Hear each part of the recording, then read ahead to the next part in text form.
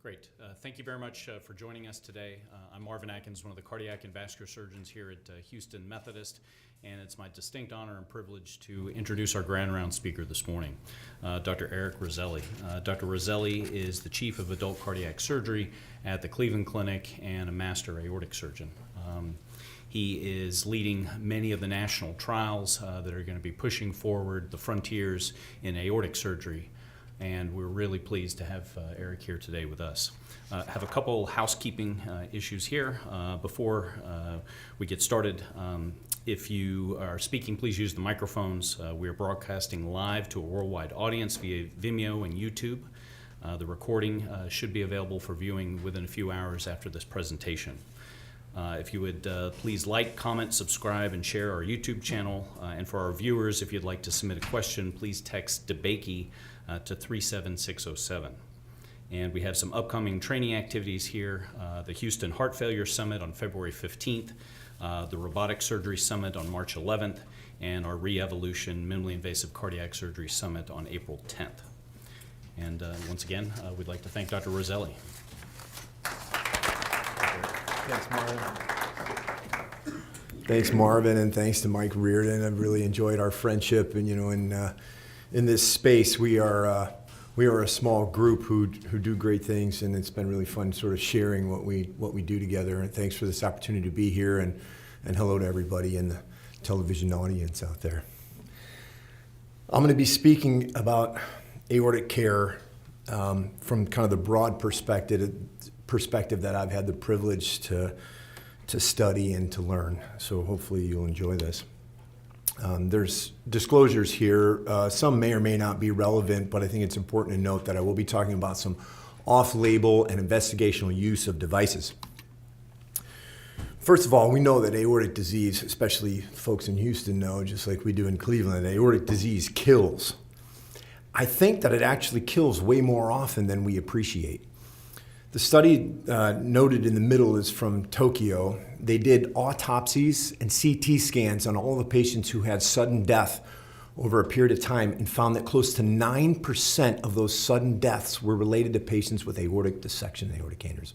That's a huge number. I don't think people have ever really appreciated that the way that we need to. So we are going to see more and more patients with aortic disease. Over the last 5 years, the number of aortic surgeries has increased by 37% and now represents 8% of the operations in the STS database. And in Cleveland, which I will argue is the barometer of what happens in our space, it represents 20% of the over 6,000 cardiac operations that we do at our facility in Cleveland. In 2024, I don't have the exact numbers yet. They're still squeezing that from 2024, but it's over 1,400 thoracic aortic operations, 21% of emergencies, and 11% are total arch replacements. So we're going to see this continue to grow. It's going to continue to be more common, and you guys are set up for it perfectly here. What we've done in Cleveland, and this started, close to 20 years ago, is we reorganized ourselves. We've always been built around collaboration, but we reorganized ourselves around an institute model. It was nice to take a tour this morning and see you guys had the same sort of collaborative practice where you're in the same kind of space working together. Lars Svensson, who also spent a lot of time here in Houston before he joined us, took over as the institute chair and gave me the reins of the Aortic Center. And I quickly realized that just me being the lone leader of the Aortic Center didn't make any sense in this institute model. We needed to have all of these sort of important values optimized. And so I asked one of my cardiology colleagues to be the medical director of the Aorta Center, one of my vascular surgery colleagues to be the vascular surgery director, and we even have a research director, so that we've got some shared leadership and we make sure that we're always focused on the patients. With this sort of shared leadership, we realized that we could create a master plan to grow our aortic disease treatment strategy. Certainly there's a lot of patients who the first time they meet the medical center is in an emergency situation with an acute aortic syndrome. Those patients often go on to need elective surgery later for chronic dissections or aneurysms found elsewhere. And the medical group, it's been great to get cardiology to sort of appreciate that there's a lot of family members and other people out there that have aortic disease that need to be seen and followed until they all eventually are surgical patients, of course. This has been really important, I think, for us to appreciate this lifelong care. We're all learning from all different perspectives about how to take care of these patients. This team approach has improved our care from a research standpoint. We're better at making diagnoses and planning when to operate on folks. It's increased access to care. And we've been able to develop novel therapies and even learn how to follow patients better. And that's what I'm going to be talking about today. I'm going to start a little bit with where we're working in the research space. You know, we know that aortic disease is life-threatening. And we certainly want to avoid dissection and take care of aneurysms electively. But if we really were the way we wanted to be about it, because the only real treatment right now is prophylactic replacement, is we would just fix them all the day before they ruptured, right? That's the goal. That's where we want to be. I don't know that we'll ever be that good. If we're that good, we probably could predict a whole lot of other things. We might not be in medicine. But that's what we're trying to achieve. Right now, we go by size. And size is a poor predictor of what's going to happen to these dilated aortas. You look at this is an old paper from, 18 years ago, And in the IRAD database, nearly 60% of the patients who showed up with acute aortic syndromes were less than that old target of 5.5 centimeters. That doesn't make any sense. We're missing a lot of people. Too many people are having acute aortic syndromes. We need to be better. But of course, that needs to be balanced against, dilating or operating on every dilated aorta. So, we developed a better way to sort of assess this, initially with small amounts of data. But then we looked at bigger data sets with some of our cardiology colleagues. Lars Svensson came up with this idea, the Svensson Index, where we looked at correlating the aortic size to a patient's height with this ratio of 10, and it was validated by our team. We don't correlate it with body surface area. I'm sure it's probably similar in Texas, but in Ohio, there's a lot of people carrying extra winter weight around. If you gain weight and you reduce your risk, that makes no sense if you use body surface area. So we use height. We use height to index it, and we found that actually the phenotype of the aneurysm is also important, where aortic root disease is probably more aggressive than ascending aortic disease. The team at Yale, John Eleftheriades, has really sort of led the way in correlating size to outcomes. I believe they've really kind of jumped on board with this indexing it to height now. They've switched from body surface area to height. Their score's a little different, but the idea is the same. And now we see the new 2022 guidelines have at least a 2A recommendation that in asymptomatic patients with a multidisciplinary aortic team, we can operate at smaller size aortas if it indexes to a ratio greater than 10 or if the aorta is over 5 centimeters. This whole idea about correlating size with risk, though, is based on, and no disrespect to Sir Laplace, but this idea of Laplace's law about the behavior of the wall and wall stress is related to diameter and pressure and wall thickness. But the law of Laplace applies to things with linear, elastic, normal behavior, like man-made materials. It's great for all the oil and gas folks in Texas to decide how their pipes are going to work. But in the biologic space, our vessels act differently. They have anisotropic behavior. That means as the loading conditions change over a spectrum of biologic behavior, so does the behavior of the aortic wall. And you add the complexities of valve and valve dysfunction and pathology, and it changes everything even more. This is a really complex space. You see these beautiful MRI images show a normal pattern of laminar flow on the left. You add a bicuspid valve that's functioning well to the next two images, and you see this helical flow pattern that puts different kinds of stress on the walls. And then you see on the right those images that add aortic stenosis to the mix, and you get an even more complex sort of stress pattern on the walls of these aorta. So no surprise that in these bicuspid valve patients, we see aortopathy. We need to understand this better. This is supposed to be a crazy looking slide with a lot of stuff going on. This is what's happening in the microscopic space in the aortic wall. And as we're learning, we learned about Marfan syndrome over 125 years ago. And what we learned about that fibrillin abnormality, you can see the one way up in the right corner, has taught us, as we've learned about what's happening in this microscopic space, more and more we're realizing that aortic disease is genetically related. Not because of a structural problem, but because of a functional problem. These proteins maintain the integrity of that aortic wall. And so what happens when someone has an altered maintenance of the integrity of the aortic wall, and then you add stress to that, you get this mechanotransduction maladaptive remodeling.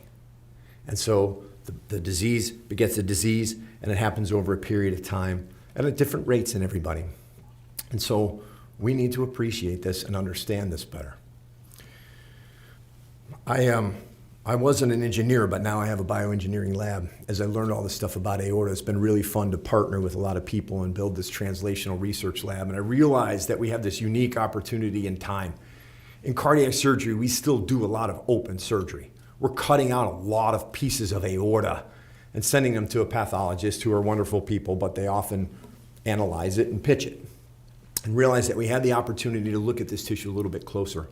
So we did this, and we put together a team, what I call the multidisciplinary study of ascending tissue characteristics and hemodynamics for the development of novel aortic stent grafts, or matadors. And what we do is we go with just standard of care practice, epi-aortic ultrasound. We can do speckle tracking. As you see, we look at the in vivo behavior while the heparin's running and we're getting ready to cannulate. And then we take the specimen out, and you can see I try to take it out in block. You can see the image in the middle is a chunk of aorta with a little tongue of the non-coronary sinus in a particular patient with root aortopathy. And then we check the biomechanical properties with uniaxial load and biaxial load testing. And then all these patients are consented to have all of that tissue that gets stored, analyzed for any kind of omics, from genomics to proteomics and everything in between. And so we have a wealth of data, close to 400 patients, and we've done several studies.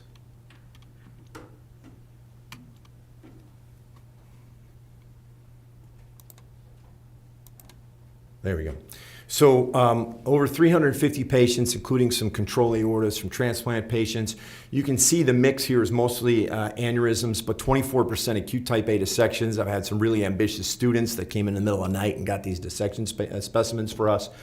Maximum diameter is over 5 centimeters, 40% are bicuspid valves, and we have a lot of patients with known genetic aortopathies in this mix, which has been really interesting as well. One of the first things that we did was we did mass spec on the tissue specimens to look at the proteoglycans. That's the stuff in between the cells and the collagen and the elastin. The proteoglycan, the blue stuff you see on the right, that accumulates in massive amounts, what they call cystic medial degeneration. It's the goo in between the cells. Everybody's focused on smooth muscles, but we realize that this stuff accumulates and we need to understand it better. And we identified, and this was really fun to write a paper where we got to use the word massive in the title. It just sounds really cool. But there was a massive accumulation of aggrecan. We identified this novel proteoglycan, which has been studied in cartilage for years. It absorbs water. And so if you have a massive accumulation of aggrecan and it's absorbing water in your cartilage, that's a great cushion for your joints. But it accumulates in the walls of your aorta and it makes your aorta unstable. We had a mouse model that showed the same kind of thing. You can see we did some, we looked at ADAM-TS activity to try and understand this. And we developed this theory that when you have a massive accumulation of this stuff, it breaks down the structure at a micro sense, at a micro scale, and breaks down the mechanosensing between the cells, between the fibers, and disrupts the whole function. What you get are these little tombstones of cells that die because they're separated from their connections to the rest of the tissue. And this is important, and you'll see why. I'm not just going into some nebulous space here, but it does have translation to real care. We've realized that actually it didn't matter what the reason was that these patients came. All of those different pathologies had the same kind of findings. So even a lot of congenital patients had the same kind of findings in their aortic wall. So aneurysm dissection aren't diseases. They're late complications of a whole bunch of diseases that end up in this late sort of space of aneurysm and dissection. That's when we meet them. If we understand the starting point, we'll be better at treating this later on. We still provide mechanical solutions, and I will get to that, I promise. But we learned that these proteoglycans provide a potential biomarker for us. Before we wanted to study it as a biomarker, though, we had to understand a little bit more about what's happening and make sure that we were convinced of this. So what we did was a bunch of these biomechanical tests, and we said, all right, let's look and see if there's differences between the root and the mid-ascending and the distal ascending. Let's see how this stuff behaves in different connective tissue disease patients with bicuspid valves versus tricuspid valves. And it's interesting that we found that the energy, elastic energy of these tissues varies by valve type, such that the bicuspid valves actually can handle an aneurysm a lot better until you cross the age of around 55 years. And then those bicuspid valve aortas acted just like the tricuspid valves. We used to treat the bicuspid valves in these young people more aggressively. Now we think about their age before. So I'll watch somebody who's 50 with a 4.95 centimeter aorta for a little while. But when they're 60, I'm going to take them to the OR. We also learned that this aortic diameter is really a poor predictor in some of these other patients with aneurysms. This one we looked at load to failure. We found that age, again, was a big-time marker of failure stress. And we worked with a team at Northeastern University. We took images of all these aortas and shared with them a bunch of our specimens. and they helped to build some constitutive modeling that confirmed that the behavior of the aorta is different in the root tissue as it is from the proximal ascending, and it behaves differently in the mid-distal ascending. And this is important as we start to develop these stent grafts for the ascending aorta. We got to understand this, these parameters for these devices that we're developing. We also learned that when you look at the stretch on these tissues in different directions, it behaves differently circumferentially than it does longitudinally.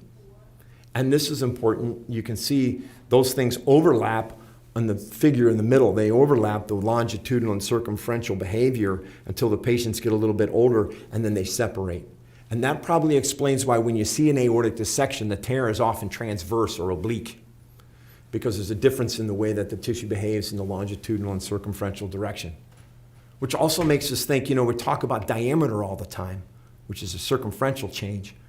We also have to start thinking about the length of the aorta.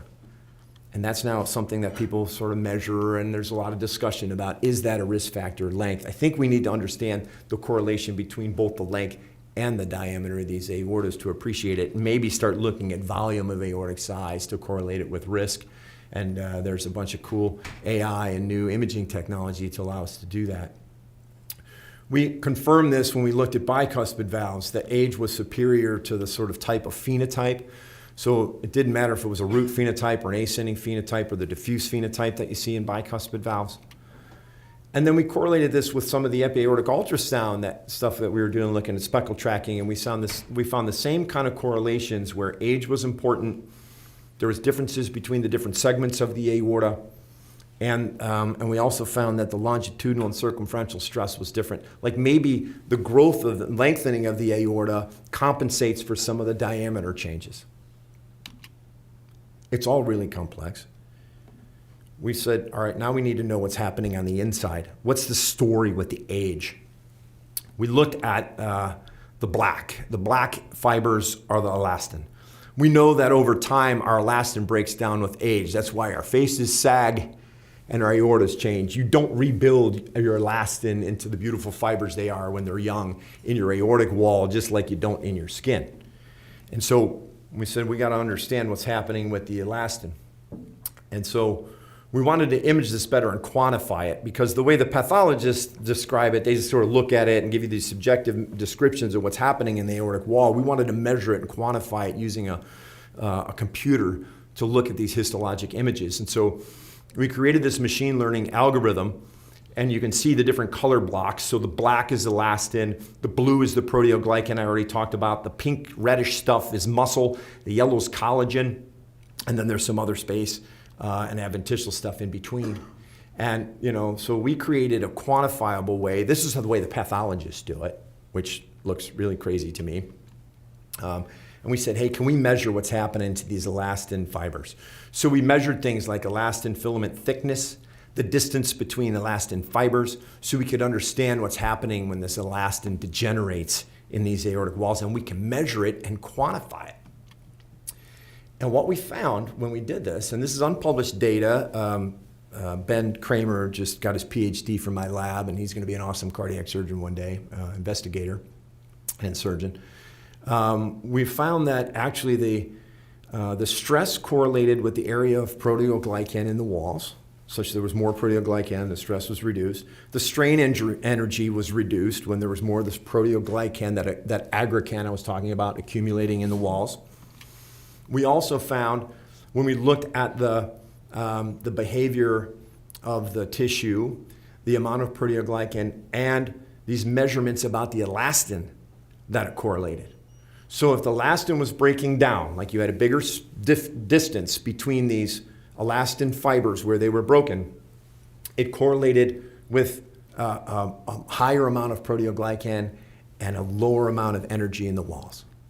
So now this gave us a little more evidence that, hey, not only is the accumulation of this blue stuff important, but it also affects the function and is correlated with the sort of degenerative breakdown of these elastin fibers.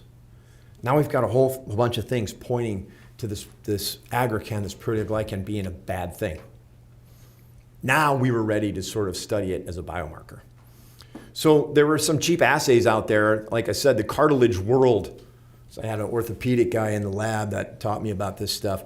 they used to get excited about aggrecan. So there were some old assays that were commercially available that nobody was doing anything with because they were no longer interested in it in the cartilage world. And we tested a bunch of them. We figured out how to do an assay in our lab to measure aggrecan in people's blood samples. And so Ben did this work, and we studied it in a whole bunch of patients. Oh yeah, like I said, so proud of Ben. He got his PhD, and he won this Kachukos Award at the recent AATS symposium. But we looked at 7 healthy donors, 25 patients with coronary disease, a bunch of aneurysms and dissections, and we measured their aggrecan levels in their bloodstream using this assay. We also operated on a bunch of them, and we correlated it with the way that their aortic tissues behaved. We looked at the delamination strength in addition to the stretch and the other stuff that I was telling you we were doing. So delamination is like causing the tissue to dissect. We did that in 20 patients, strain energy in 40 patients. And lo and behold, we found that this aggrecan concentration certainly seemed to be elevated in patients with aortopathy. Wasn't a big deal in patients with either control patients or patients who were undergoing CABGs. We also found that a positive aggrecan assay was correlated with not only the presence of aortopathy, but also measurements like aortic length and maximum aortic diameter from the clinical data that we had. And again, this delamination study that we did where we were pulling the layers apart also correlated with aggrecan concentration. And the energy density also correlated with aggrecan concentration and did not, had some association with age, but wasn't the most important thing. And so increased aggrecan was associated with all of these issues. We're going to posit that this represents a potential novel biomarker for the severity of aortic disease. We see that increasing aggrecan correlated with worse behavior. The cool thing is we found venous samples were just as sensitive as arterial and all the other different samples that we took. It didn't matter if it was pre or post-op.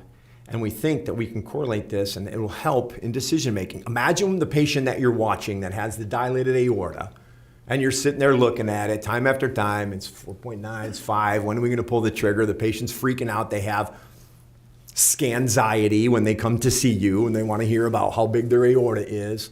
But you also send them to the lab first. It's like getting a PSA for someone with prostate disease. And we can check their aggrecan level and say, hey, your aggrecan's hanging low. We're good. We'll check again in another 6 months. But if the aggrecan goes up and the size is stored in that zone, that might be a trigger for us. So that's our next step, is we're going to start studying this and correlating it with changes in patients' aortas. A couple other things we're going to be doing with this Matador study where I got a bicycle on an MRI machine, a graphite bicycle. So we're going to look at stress and flow patterns in aortas, and then we'll compare it with biomechanics in the lab. We're doing some whole genome sequence in patients with bicuspid valves. And we've got some MRI tissue specimens that we've been able to actually quantify the accumulation of this aggrecan in the wall. So pretty cool stuff. All of this translational science work that we're doing, I think going to help us in our decision-making processes and taking care of patients as we understand the disease better. We're going to be more precise in the way that we deliver this care. Because I think we have to appreciate that the operations that we deliver are mechanical solutions for what's a biologic problem. So that was a lot, but that's only part of the conversation. I got a whole lot more for you guys. But I thought we had to start with talking about innovating the space. We need to own this disease and understand it. And that's one of a bunch of the things that we've been working on, because what we know is that aortic disease is bad. And what do you do when something's bad? What is that? You gotta try it. It's terrible. I want to try it if it's terrible. It's like mango chutney and burnt hair. No, thank you. I have a very sensitive palate. Just try it. Guys, I think we should hurry up. If you taste something bad, you want someone else to try it. It's what you do. I can't get the taste out of my mouth.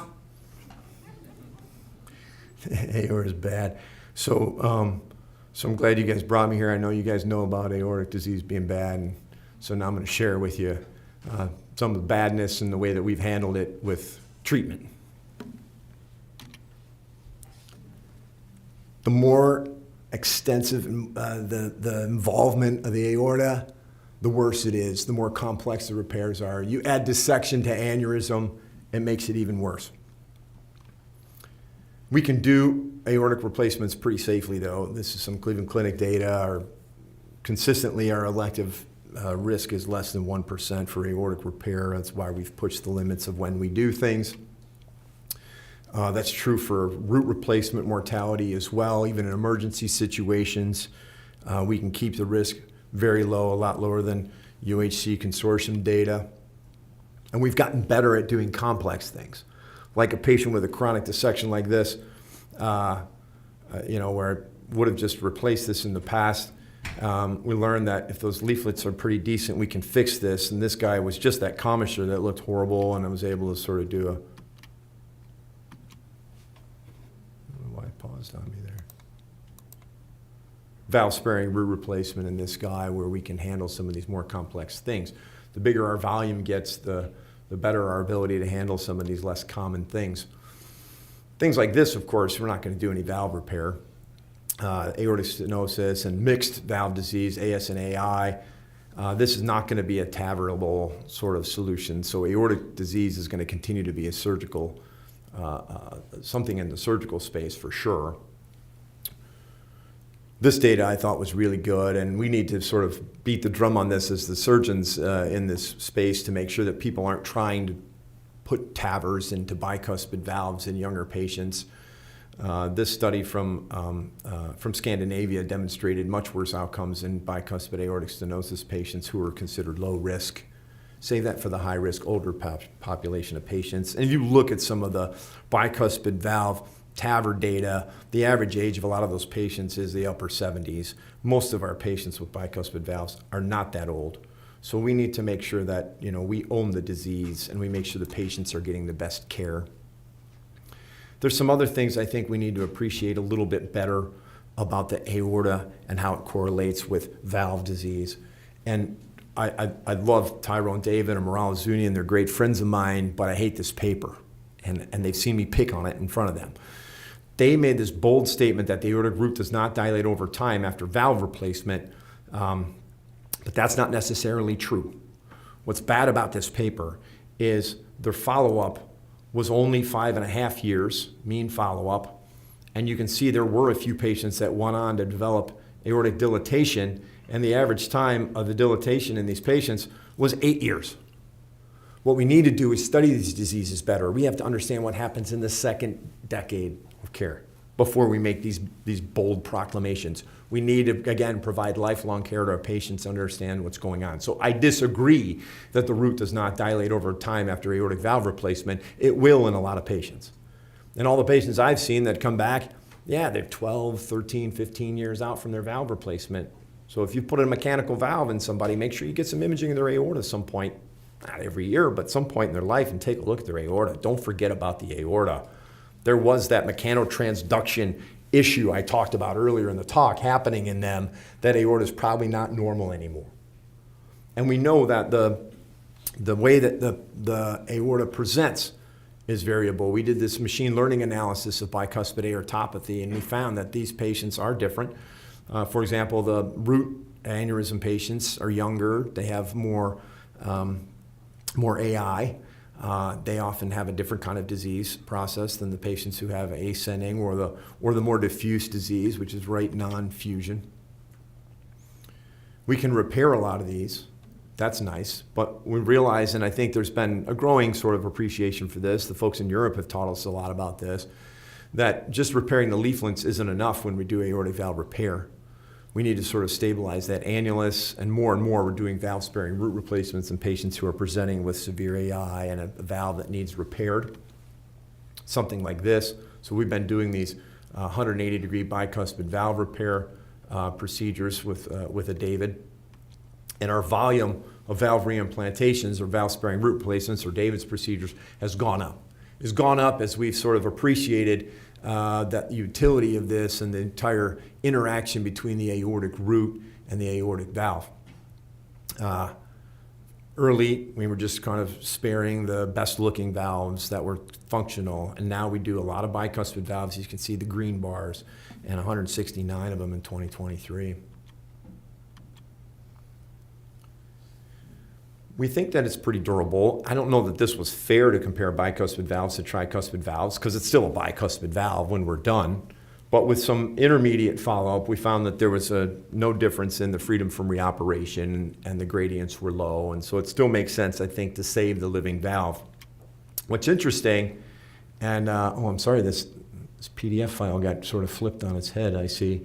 But what's important is what you see in the middle. So this is from Dr. Lansac in Paris. They looked at a bunch of autopsy or human hearts, cadaver hearts, and did a subvalvular dissection.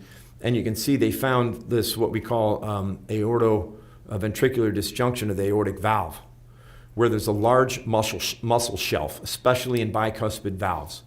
So their conclusion was that they could get underneath the valve for these valve-sparing root replacements in 80%, and that was great. But that means 20% of these they couldn't. And Tyrone David will tell you the key to the success of that operation is getting under the valve and lifting it up out of the heart.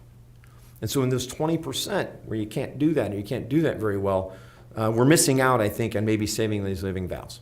And so this was something that I've noticed as we've done more and more of these, that this is a challenge. You can see this video on the left sort of demonstrates a patient that has that big muscle crescent where there's a separation between the ventricular aortic junction and the basilar ring where the valve inserts. You see that valve inserts really low. So if we're going to do this bicuspid valve repair and have it be durable, we got to get the plane of these valves in symmetry. Not just 180 degrees symmetry, circumferential symmetry, or longitudinal symmetry where we lift the posts up, but we've got to get planar symmetry. We can't have the leaflets falling into the ventricle. And so this was a challenge. And so I teach my team, hey, we got to lift it up, we got to line it up, and we got to match it up when we're doing these valve repairs. And so I developed this novel way of doing a David's procedure where we kind of deconstructed it. We kind of went to the primary principles.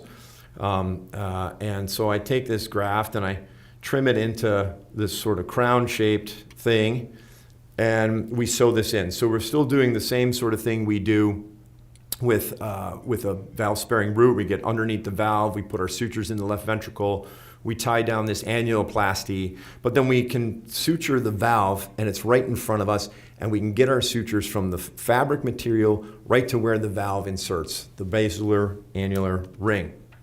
And then we drop the graft on top. This is different than the sort of Yakub plus ring, because you see we're sewing graft to graft again. When it's done, it's a David, but the leaflets are lifted up. Here's a video of that. This video may be a little longer than I want it to be, so I'm going to speed up. But you can see there's the separation. It's a bicuspid valve with right non-fusion. We've already mobilized the two coronary buttons. We're doing a deep dissection as deep as we can. And yes, I will slow down during this part of the operation because that's a tricky part of the operation. But then after we excise the sinuses and we debride a little bit of this fused raphe between the right and the left cusps, actually cut a little bit of that segment out. And you can see it's plaque there. That's the high stress point. But a lot of really good looking leaflet tissue here. But we've got to get this valve up on plane. And so we size it. We think we're going to have a pretty nice alignment. We're taking some measurements. We put our sutures underneath the valve. Again, do a little more of this deep dissection. And then I start moving. This is not real time. But we get all these sutures underneath. And then here you can see I'm trimming the graft. And so we'll save that sort of root component of the Valsalva graft to be the sinuses. And then I take just a simple measurement. And then I trim this other component of the graft. That's going to be 180 and 180 for this bicuspid valve. And we create this crown with an annuloplasty component and the pillars that will sit behind the commissures. And then after we take this crown, we go ahead and suture it to the subannular sutures that we placed in the left ventricular outflow tract. So we get this annuloplasty. Again, this is the part we move through. Pretty standard stuff. And then we bring it down. We tie it down over a Hagar dilator so that we don't over tighten it. and that there's some nice even distribution around there.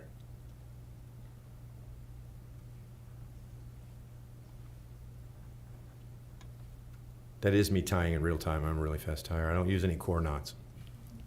Just kidding.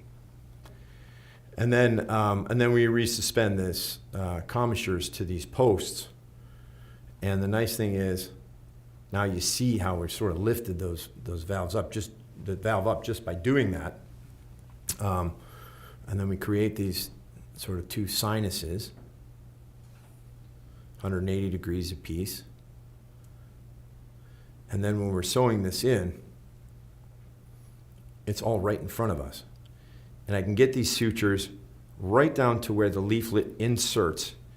And you see by doing that, getting right to where the leaflet inserts, you see when I pull up on this stitch, it lifts that leaflet up out of the left ventricle. It's also nice to teach so that the resident fellow can sew right in front of all of us. They're not working inside of a tube. And now you see this valve looks even better. It's more planar, more symmetry in the plane. Then we go ahead and repair the valve, which is right in front of us. We close that area that we excised. And then finally drop the sinuses on top. And it looks great.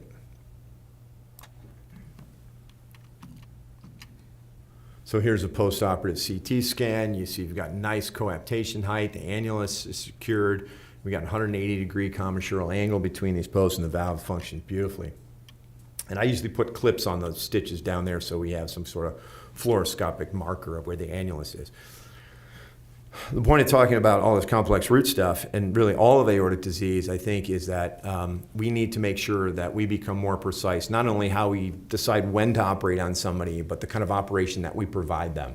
We need to understand the details of their aorta and their valve disease. We need to understand what that patient's preferences are. Do they want to avoid anticoagulation, or they just want a mechanical valve and be done with it? That's, the latter's okay. We need to put that in a sort of a picture of this lifelong care and understand not only their age, but their other comorbidities and what their prognosis is like.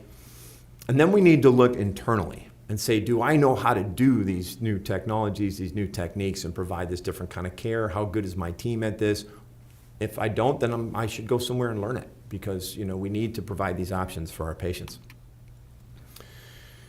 Despite all this elective sort of repair of aneurysms, bicuspid valves, root aneurysms, patients with congenital aortopathy, we see that de novo dissection still occurs.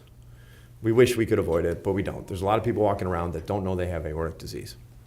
And for the longest time, when someone had an aortic dissection, it was just type A or type B, or in Texas, DeBakey type 1, 2, and 3. Of course, I like that designation better too. So I'm sorry about the type A and B thing on the screen. But the decision to go to the OR or hospice or get medical care, maybe a TVAR, is old school way of thinking. We need to be more precise in the way we treat the dissections, just like we're more precise in the way we treat aneurysms. We know that experience matters. So bigger centers with busier teams do a better job. That's true in the US. UK data shows the same thing. Interestingly, a busy team is one that does more than 5 or 10 dissections a year. You don't have to be that busy to appreciate it. But you will see complex patients like this guy. He's 58. He was being worked up for a stroke. They found that his right carotid was occluded. You can see the bright red arrow there. But then they also saw that there was a tear in his aortic arch, as you can see on the image on the right. And this is a complex patient. We got to get him to the operating room soon. They've already wasted too much time getting the neuro team involved. We've got to get him to the operating room, get him taken care of. What we do in our center is we have a plan, an auto-launch system, where we have worked with every emergency room within a 300-mile radius, the reach of our helicopters. So they know if they have a dissection, they call us. And there doesn't have to be a whole lot of time wasted in the conversation. We auto-launch. We'll get our critical care team on the way there. We've since learned that we do probably have to get the surgeon involved with part of the conversation, because bed space is rare. And we had 10 to 12% of people showing up that didn't really have the right diagnosis. We found, though, that you can get a surgeon on the phone within 2 minutes. We've got data that supports that. And, so we wake up from, the cool thing is we wake up from, sleep, and we can look on our phone at an image sometimes that can get bumped right over. So that's kind of the beauty of some of these electronic sort of transfers and things like that. so that we can get the triage going. We can make sure that auto launch is reasonable. We get both the cardiac and the vascular teams on every one of these sort of consults when this patient arrives, so both teams know. So if the patient comes in with ischemia, they might need their ascending replaced, but if they got a limb that's got to be stented or addressed, I'm not calling a vascular guy and saying, hey, can you get in here, help me with this? They already know about the patient. They're ready. They might go back to sleep and say, call me when you guys need me, but they're nice when we call them back because they're not being surprised by something horrible. And vice versa. Vascular team's doing a type B and they're worried about some retrograde dissection. Cardiac team's ready, we got a pump ready to go, we can deal with a retrograde dissection. We're all nice to each other and happy about it because no one's being surprised by some horrible thing.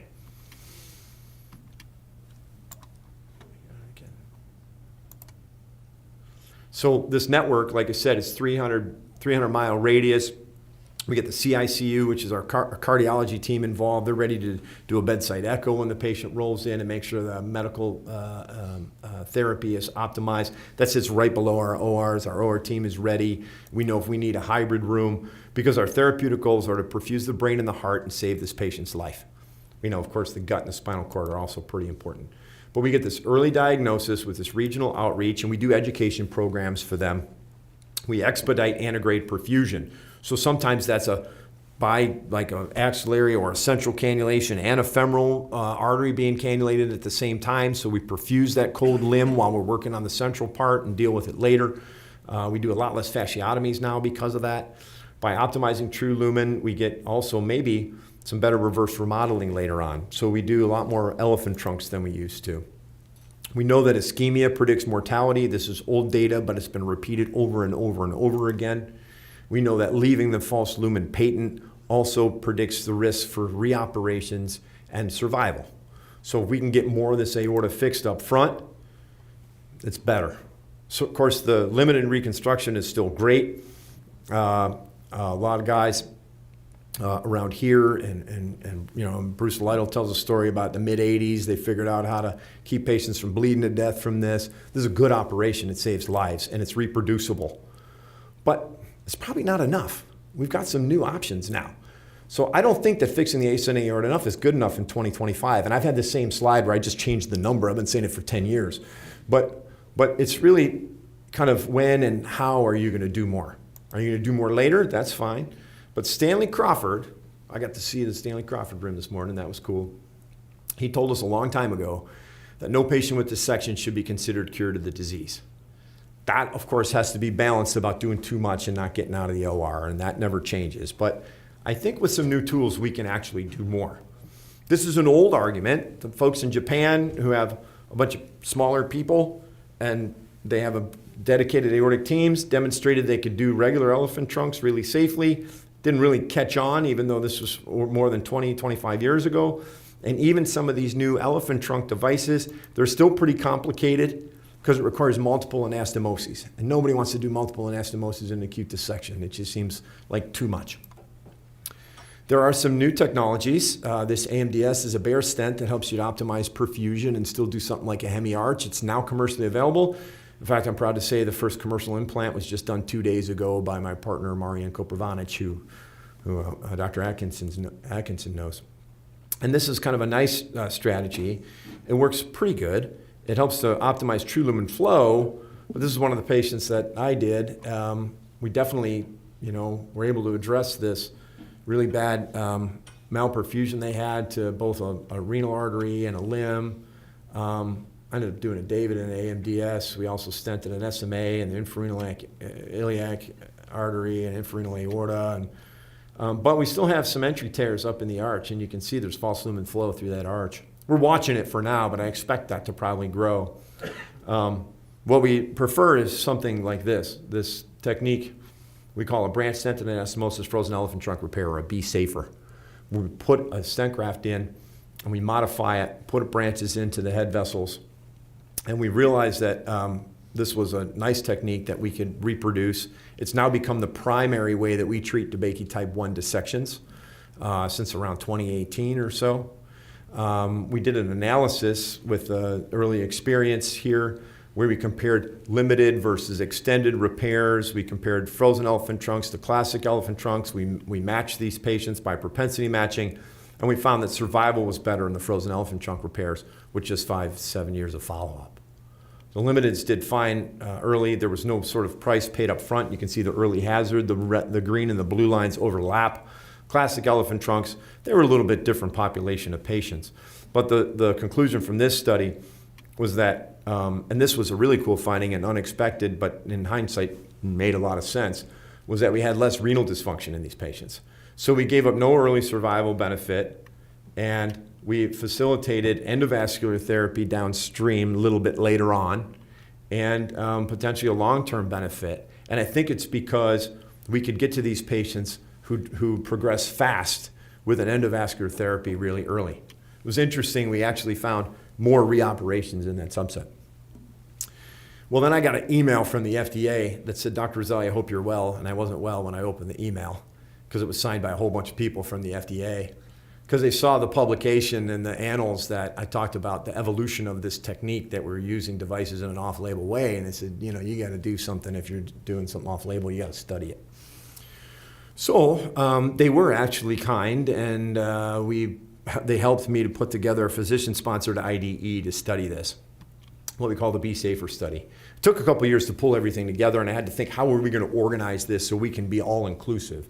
Because we're doing this in a lot of different patients. We're doing this in acute dissections, aneurysms, and patients with congenital disease. We did publish our initial experience in about a year and a half. We did 178 of these, and you can see the distribution for the indications. And the patients did quite well. The aneurysm patients were a little bit older and had more females, but the other patients otherwise looked pretty similar to what you'd expect. They had some significant comorbidities. Pretty cool. We had a nice diverse population of patients in Cleveland. There's a lot of African-American community right there. So you can see 26% of our acute dissections were black. And the mortality was low. Totally, it was under 6%. Disabling stroke was under 3%. And even in acute dissections, it was relatively low. Chronic dissections, it was particularly low. Some respiratory failure, not surprising, but really essentially no renal failure, no dialysis, permanent dialysis-dependent renal failure, which was a huge sort of surprise because we get those kidneys reperfused. We might lose one kidney, but the other one gets reperfused. I recently updated this. We've done close to 400 of these cases now, but we looked at just the chronic dissection cohort, and I presented this in Lisbon. The paper hopefully will be coming out very soon. But we saw the mortality was under 3%, disabling stroke under 3%. But now that we have these branch devices, and I said, well, let's look at the patients who didn't need valve replacement, mitral repair, cabbage, all the other complex things that go along with it. Surprisingly, out of 120, we only found 33 that were isolated redo chronic arch dissections, the kind of patients that would get an endo double branch or something like that. They did even better. That's the comparison group, the group on the right, those ones that are endo eligible. Look at that, like pretty much no complications are out of the hospital in less than 12 days. Pretty awesome. That's what we need to understand, is that these open repairs are good and durable and they're safe. We've got to select the right patients. And the cool thing is, and this study will be starting this year, hopefully in the next few months, we'll be hearing from the FDA soon, but we're going to start the artisan trial. So the Artivion group has developed this device, which has a special shape to the stent in the proximal portion, so it takes the curve, has a built-in branch for the left subclavian artery, and has that collar on the front, looks like, you know, your dog's collar when they have surgery, the collar of shame there, that allows you to modify that to the aorta. And we'll be starting, hopefully, this pivotal trial soon. We've got about 20 centers ready to go. I put this picture up because Roy Greenberg is the guy that taught me many things about endovascular therapy. Favalaro and Sones were guys who were really instrumental in getting coronary surgery going in Cleveland and maybe a part of the world. And Tom Sedison's from Ohio, and he said that there's a better way to do it, find it. And so Roy taught me how to do that, taught me endovascular stuff. He worked on that. He's instrumental in the development of a whole bunch of these branch thoracoabdominal devices. Now there's several companies making them, and I know you guys are involved in this with your multidisciplinary team. We also are seeing it in the space in the aortic arch. certainly single branch devices are now commercially available, double are being tested, and there's triple branch vessels that are coming soon. But I think we kind of always got to bring it back to the patient. Let's talk about where there's an unmet need. I don't know that there's an unmet need for these branch arch devices in a whole lot of patients, but there's probably more patients than we appreciate who get turned down for type A dissections. In the Japanese study, it was up to 20%. We did a little analysis. You can see the image on the right was about 7 or 8%. I think it's probably more like 10 or 11% of our patients we turned down for type A dissections. I looked at that subset in this paper on the right. We found that only a third of them were prohibitive risk. Only a third of them were the patients where, you know, they have dementia and they come from a nursing home and you say, leave them alone. 2/3 of them, 6 months ago, they looked pretty good. They just looked horrible when they arrived to us and we turned them down. And so if we had a better way to do it, we would do it. We did do this with a whole bunch of off-label use of devices for a long time. We described this experience with initially like 39 patients. And you can see that we differentiated sort of how they did with where we had to put the devices. More proximal were worse than distal ascending aortas. Some of these commercial use of devices are like this guy. This guy had a TAVR. They called me from the cath lab or the hybrid OR where they were doing the TAVR. They said, hey, we got a dissection in this guy. You can see the IVUS on the right shows almost complete collapse of that lumen. I put the device in and I caused a bunch of AI. So I had already done a bunch of these things where I kind of screwed up positioning of the device, and I learned that I could do this move. Watch this. Ready? Stop pacing. Oh, no, stop pacing. We could drag this device in the ascending aorta. Kind of crazy to be able to do that. Valve started working again, and now we knew where the next device had to go. So, you know, you can see there's a competent aortic valve with the balloon repositioning. And then we go ahead and we just put a second device in and we left it, you know, a millimeter or two more distal. This is with the commercially available devices that weren't really shapeable. You can see we just popped the old C-tag, and fortunately it was enough to get a nice repair on this guy. But it's a good example. We also put some bare stents in to deal with malperfusion. The guy's doing great. He's still alive. I think he's like 93 now. But we learned a lot of things about this proximal TVAR business. Like, we need to understand the ascending aorta is curved. We also need to understand that the procedure has to be really, really precise right at the sinotubular junction. And like I said, we kind of defined some of this when we did an analysis. We learned that a lot of these patients had disease in that zone 0A, so we might need something with a TAVR valve attached to it. We thought about this a long time ago. Again, Roy Greenberg had this patent from 18 years ago. But before we start creating something like this, we figured, you know, we need to get into orbit before we land on the moon. We need a better ascending aortic device before we get a biobental or endo-wheat device. Despite the fact that that's been done now in the last couple of years. The guys in Maryland have done a handful of them. There's a guy in Miami doing a bunch of them, Goreshi. And the guys in Brazil did the first one in 2020 where they built this design you see in the upper right. But again, keeping it like where we need to be right now in the ascending aorta, we've got this new ascending graft. And Dr. Reardon worked with the Gore team on doing the initial part of this study. Dr. Atkinson and I also have continued to do a bunch of these. And it's cool. It's a site-specific design. It can be staged and angulated in the ascending aorta, and it comes in bigger sizes and shorter lengths. So it's made for the ascending aorta. This is the most important sort of element of how this sort of thing is done is you can shape it to the curved shape of the aorta. You see the video on the right by cranking that dial, and you see the image on the right by cranking the dial. We can position the leading edge of this thing so it lies orthogonal to the sinotubular junction. That way we don't cover coronaries or mess with aortic valves. And then it's this stage deployment, and that's not that interesting. But we also learned how to follow these things.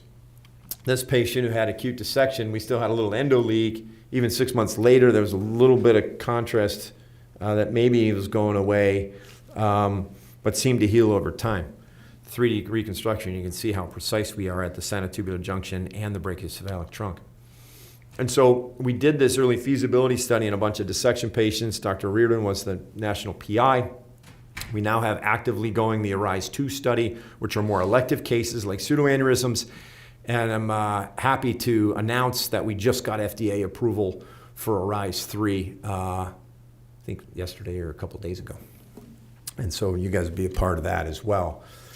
This early feasibility study that we published a couple years ago had 19 patients. They also allowed us to enroll a bunch of emergency and compassionate use patients that had different sort of indications. The outcomes were pretty good. Mortality is around 16% in a really high-risk population of patients. Same was true for the emergency and compassionate use cohort of patients. Only a couple of patients were converted a year or two later. And we learned a lot of things about what we need to understand better, like what happens to the aortic valve. This one was an emergency compassionate use. When we got to the OR, we realized the AI was a lot, but we did the device anyway, and it made the aortic valve function better. We need to understand imaging. We need to understand what do you do when you have a TAVR in place. What's the role for bridging these patients to open repair later on? Arise 2, like I said, is actively enrolling patients for more elective things, but complex things like the lesions you see on the screen with two different configurations. The primary arm, which is just the ascending on the left, and the ascending with a branch and some debranching on the right. There's now 34 out of 40 sites are activated from all over the U.S. This was from a month ago, 19 enrolled. I think we're up to about 25 patients enrolled in each of the arms, and we've got some of this surgical registry going as well that we can compare. And as I said, we're continuing to Arise. Awesome that we've got FDA approval. These will be acute dissection patients once again that we'll be studying the use of this device in, those patients that have a real unmet need. And so I showed you that like A versus B surgery medicine thing. That's old news. Now we can sort of differentiate what we do for patients when they show up with a type A dissection. We can do an extended repair. Like for us, we'll do a BCA for PSIDE. There are other frozen elephant trunk devices coming. We can put an AMDS device in if there's malperfusion. We can enroll them in the Arise 3 study very soon. And we can provide more precise therapy for our patients. For type Bs, we're also more aggressive about treating them when they have high-risk features. We'll even do frozen elephant trunks if we think we need to kind of go after them. And our cardiology colleagues have appreciated this. They see their outpatient visits going up when they show a little bit of interest in the aorta and know it's not that far from the heart, and it's an important parcel of what we do. I'm quoting Stanley Crawford again because I'm here. And we've developed other ways to deal with these chronic dissections. Bare stent grafts, false lumen closures. We still do a lot of thoracoabdominal repairs. We figured out how to connect them to an endovascular device, which is often in place. We've got a kind of the Roselli version of the Roselli graft. It's got a cuff, so we can sew it to a stent graft and still have those nice branches when we do an open thoracoabdominal. Our chronic dissection pathway is purposely confusing looking because they're complex, but we have lots of options for them. So that when our patients present with aortic disease, we can provide them CLE care, comprehensive, lifelong, and expeditious care. We're going to see more and more survivors, especially after dissection, because we take better care of them. We've learned that we treat them earlier and proactively, they do better. We're finding the endovascular options really expand what we do. They're complementary to open repair. And we're going to continue to have better devices, and our cardio-aortic teams are the ones that need to lead this innovation. Thank you very much.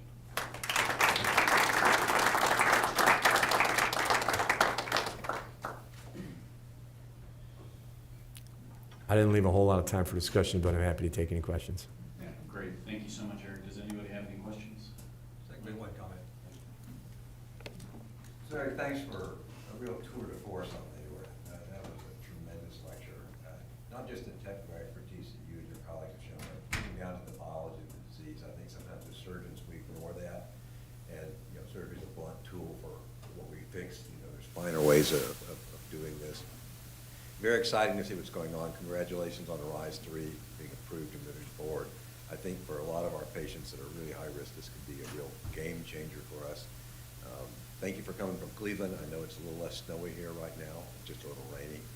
Please say hi to my colleague friends up there. It was a great lecture. Thank you so much for coming. Thanks, Mike. Thanks for all the collaborative work and taking care of patients and having me here. Appreciate you. They're